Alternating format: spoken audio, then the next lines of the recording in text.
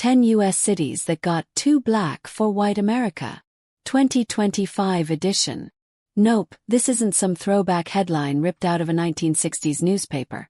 It's 2025, and somehow we're still seeing a trend that feels frozen in time.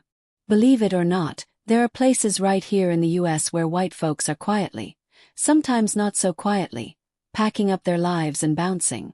But don't get it twisted. It's not because of floods, hurricanes, or even skyrocketing rent. No. They're leaving because the black population got just a little too comfortable for their liking. Sound wild? Well, welcome to Virtual Travel with Brian, where we explore the places white folks are steadily avoiding, and not for the reasons you might think. These are cities where folks say things like, "It's just not what it used to be." Meanwhile, neighborhood cookouts are getting louder, spicier, more soulful, and yeah, with way more melanin and a whole lot more culture on display. We're talking about deep demographic shifts, the kind that feel like cultural earthquakes to some. And for others, it's just called home. So why the hush-hush exit? Why the quiet panic? Whether it's discomfort, denial, or straight-up bias, the truth is, there's been a subtle but steady migration pattern. One where certain cities suddenly feel too urban, too different, or the classic, "It changed too much." You know, those dog whistles wrapped in polite conversation. Today, we're diving into 10 black cities that white Americans are still scared to call home, and breaking down what's really happening underneath the surface. Hit that like button, subscribe if you want more unfiltered breakdowns like this, and drop a comment if you've seen this kind of quiet exodus play out in real time. Number 10, Gary, Indiana. The blueprint for white flight. Gary, Indiana didn't just go through white flight. It defined the playbook. This city is practically the case study in what happens when fear meets change. Once a thriving, mostly white steel town back in the 1950s, Gary is now over 80% black. Not because people suddenly fell in love with lakefront views, but because white residents fled in droves the moment things started shifting. And I mean ran. Like someone shouted, "Integration!" And the suburbs started getting full overnight. Let's rewind for a second. Back in the day, Gary was booming. Steel mills were cranking, neighborhoods looked like postcards, and lawns were perfectly trimmed like some sitcom set. But then came a twist that some folks just weren't ready for. Black workers moving in, buying homes, and God forbid, sending their kids to the same schools. That's when the energy flipped. Discomfort turned into departure. Instead of adapting, instead of welcoming change, many white families packed up and bounced, heading to nearby towns like Crown Point or Merrillville, where the demographics felt familiar again. By the 1970s, the city was nearly unrecognizable to the folks who left. They'd already ghosted, and I do mean ghosted. Whole neighborhoods were left behind. And now, some folks call Gary a ghost town. Schools boarded up, businesses gone, houses abandoned. It looks like the set of a post-apocalyptic movie in some areas. But hold up. Let's get one thing clear. Black residents didn't destroy Gary. What actually brought this city to its knees? The collapse of U.S. Steel, decades of disinvestment, and a heavy dose of "we don't like the neighbors anymore" syndrome. That's the part most folks leave out. So here's the real, raw question. Did Gary fall apart because it became a black city? Or was it never given a real shot to thrive once it wasn't white anymore? That's the uncomfortable truth people like to dodge. And look, the numbers don't lie. In 1960, Gary was over 90% white. Today, less than 11% white, and over 78% black. That's not a slow change. That's an evacuation. But despite all the headlines, the memes, and the horror story documentaries, Gary's still here. Black families are still planting roots, still building, still believing in their community. There's grit and resilience here that no newspaper article can capture. So next time you hear someone write off Gary like it's a cautionary tale, ask them this: was it really the city that changed, or was it the people who couldn't handle the change? Drop your thoughts in the comments. This one hits deep, and it's not just political, it's personal. Atlanta, Georgia. Some folks quietly turn their attention north, toward the cookie-cutter comfort of Alpharetta, Marietta, Anywhere with a Cracker Barrel and a Whole Foods that don't overlap. Let's keep it real.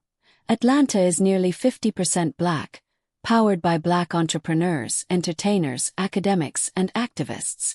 It's a city where you can find a black mayor, black CEOs, and black-owned brunch spots with hour-long waitlists. But as black cultural and political power grew, so did white migration out of the urban core. Coincidence? Or is that nervous energy we're sensing? Here's a fun stat. In the 1970s, white folks made up over 60% of Atlanta's population. Today, around 38%, and still slipping.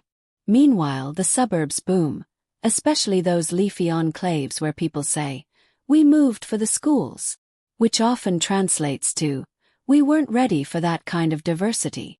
Now don't get it twisted. Atlanta's no utopia. Gentrification is creeping. The cost of living is climbing. And traffic, phew. But here's what makes white flight in Atlanta fascinating. It's not just about fear. It's about losing cultural dominance in a city where black culture is the culture. Some folks feel like outsiders in a place they used to claim. So here's the question. Why run from a city that's booming, vibrant, and rich with opportunity? Unless what you're really running from is the loss of a certain comfort zone. Drop your thoughts below. And tell me, ever notice how some folks treat diversity like it's seasoning? Good in small doses, but too much ruins the dish. Number 2, Jackson, Mississippi. Here's the shocker. Jackson, Mississippi is over 80% black. And for some white residents, that stat alone was the final "we outta here" moment. The state capital. A city that should be Mississippi's crown jewel. But instead, it's been slowly abandoned by the very people who once ran it, lived in it, and let's be honest, owned it. Let's not sugarcoat it. White flight here isn't just a trend. It's a legacy.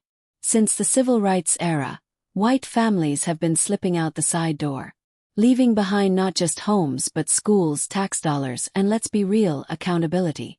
These days, you'll find them sipping sweet tea in Madison or Rankin County, enjoying freshly paved roads, while Jackson's pipes freeze, burst, and leak. Metaphor after metaphor. So what happened? Jackson didn't implode. Just got too black, too bold, too inconvenient for folks who liked their diversity limited to a college brochure. When black leadership took over the mayor's office, the school board, the city council, instead of celebrating progress, many white residents hit the highway like the city was on fire. Want numbers? In 1980, Jackson was around 47% white. By 2020, just 16%. That's not migration. That's a sprint. The result? A city full of vibrant culture, powerful history, and passionate residents, left to fend for itself.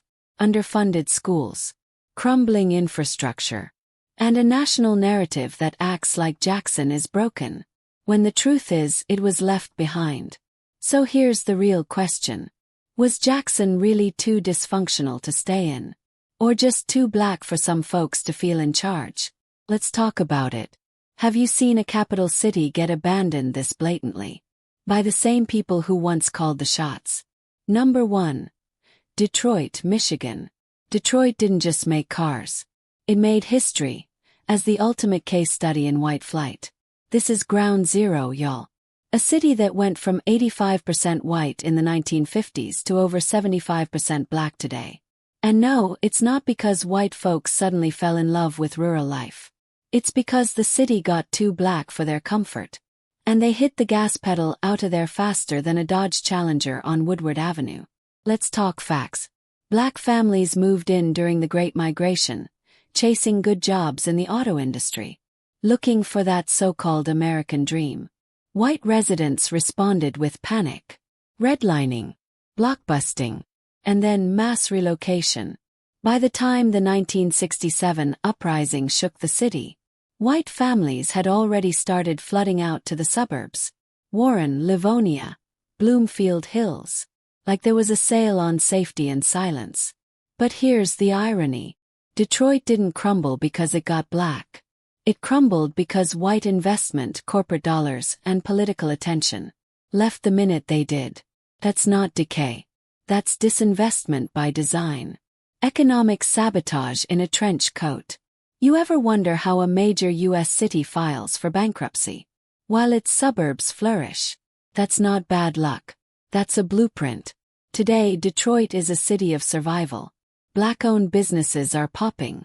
Culture is thriving. And the people who stayed, they're rebuilding what was torn down. But the headlines still frame it as a city of ruin. Why? Because in some eyes, a black-led recovery doesn't count. So here's the final question. Was Detroit's downfall really about industry collapse?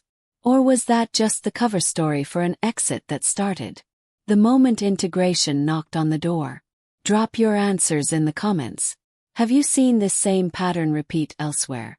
And before you go, don't forget to like, subscribe, and hit that notification bell, so you never miss another deep dive like this one. Share this with someone who needs to hear the real story behind America's migration trends. Thanks for watching Virtual Travel by Brian, where we unpack the places people avoid, the truths they bury,